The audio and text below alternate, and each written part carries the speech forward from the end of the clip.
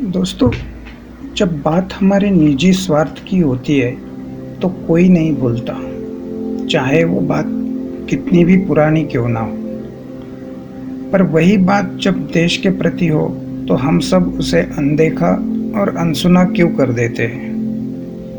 मैं यह इसलिए कह रहा हूँ, क्योंकि आपको याद होगा, हम सब ने एक कसम खाई थी, एक प्रतिज्ञा ली थी इस देश के प्रति।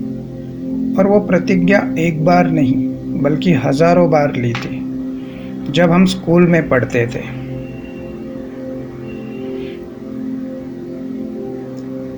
पहली कक्षा से लेकर 12वीं तक हर रोज स्कूल शुरू होने से पहले यह प्रतिज्ञा हम लेते थे। यह भारत माँ की कसम खाते थे। जी हाँ, मैं उसी प्रतिज्ञा की बात कर रहा हूँ। और वो प्रतिज्ञा है, भारत मेरा देश है, समस्त भारतवासी मेरे भाई बहन हैं। मैं अपने देश से प्रेम करता हूँ। इसकी समृद्ध एवं विविध संस्कृति पर मुझे गर्व है। मैं सदा इसका सुयोग्य अधिकारी बनने का प्रयत्न करता रहूँगा। मैं अपने माता पिता, शिक्षकों एवं गुरुजनों का सम्मान करूँगा और प्रत्येक के साथ विनीत रहूँगा। मैं अपने देश और देशवासियों के प्रति सत्यनिष्ठा की प्रतिज्ञा करता हूँ। इनके कल्याण एवं समृद्धि में ही मेरा सुख निहित है। ये भारत माँ की राष्ट्रीय प्रतिज्ञा है, जो हम सब भारतवासियों ने 1000 बार ली थी जब हम स्कूल में थे। लेकिन अब हम में से ज़्यादातर लोग ऐसे भी होंगे जिन्होंने स्कूल के बाद इस प्रतिज्ञा के बारे में कभी सोचा तक नहीं होगा। हम कहते तो है कि सभी भारतवासी हमारे भाई बहन हैं, लेकिन हम में से ज़्यादातर लोग अपने उसी छोटे छोटे गरीब और लाचार भाई बहनों की भूख मिटाने के लिए एक दिन भी पिज्ज़ा बर्गर के बिना नहीं रह सकते।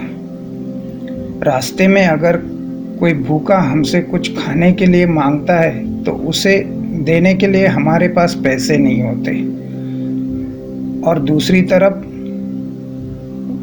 बड़ी बड़ी होटलों में महंगा महंगा खाना खाने के लिए और वहाँ वेटर को टिप देने के लिए हमारे पास 150 रुपये होते हैं। हम कहते तो है कि भारत की संस्कृति पर हमें गर्व है, लेकिन उसी संस्कृति को अपनाने में हमें शर्म आती है। हम में से ऐसे बहुत से लोग हैं जिन्हें अपनी मातृभाषा हिंदी बोलने में भी शर्म आती है। अगर वो हिंदी में बात करेंगे तो उनका स्टैंडर्ड गिर जाता है। दुनिया में ऐसे बहुत से बड़े बड़े लीडर्स हैं जो अपनी राष्ट्रभाषा को प्रथम स्थान देते हैं और वो उसी भाषा में बात करते हैं, तब तो उनका स्टैंडर्ड नहीं गिरता। तो हमारी सोच इतनी गिरी हुई क्यों है? हम ठीक मानते हैं कि अंग्रेज़ी भाषा बोलना अच्छी बात है, पर इसका यह मतलब नहीं है कि तुम अपनी मातृभाषा का अपमान करो। हम कहते तो है कि हम अपने माता पिता एवं गुरुजनों का सम्मान करेंगे, लेकिन करता कोई नहीं। गुरुजनों की तो बात ही दूर है, यहाँ तो कुछ ऐसे भी लोग मिल जाएंगे जिन्होंने बुढ़ापे में अपने माँ बाप को वृद्धाश्रम पहुँचा दिया है।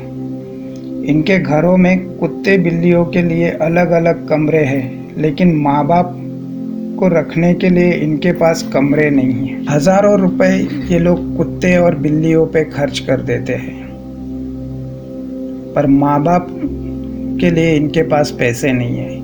उनकी ज़रूरतें पूरी करने के लिए इनके पास पैसे नहीं है। जिन माँ बाप ने इनके बचपन में अपनी इच्छाओं का गला घोंटकर इनको इस काबिल बनाया, आज इन्होंने ही उनकी भावनाओं की कदर नहीं की। ऐसे लोग ये बात भूल जाते हैं कि उनके छोटे बच्चे ये सब देख रहे हैं। उनका भी यही समय आने वाला है। एक दिन इनके साथ भी यही होने वाला है।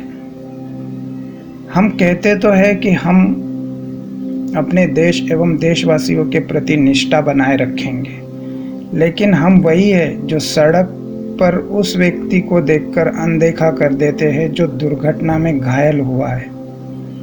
और मदद करने के लिए भीख मांग रहा है।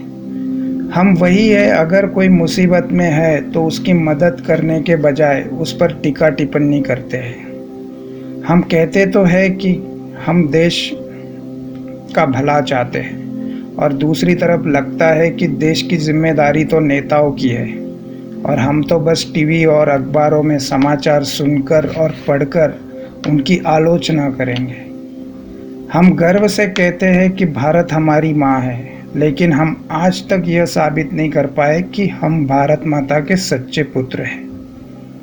दोस्तों, हमें भारत माँ से किए गए वादे की अहमियत को समझना चाहिए।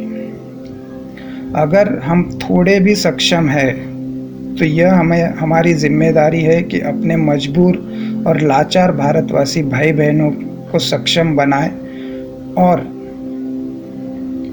इसके लिए जितनी हो सके मदद करें। और मदद केवल आर्थिक रूप से नहीं होती, मदद किसी भी तरह से की जा सकती है।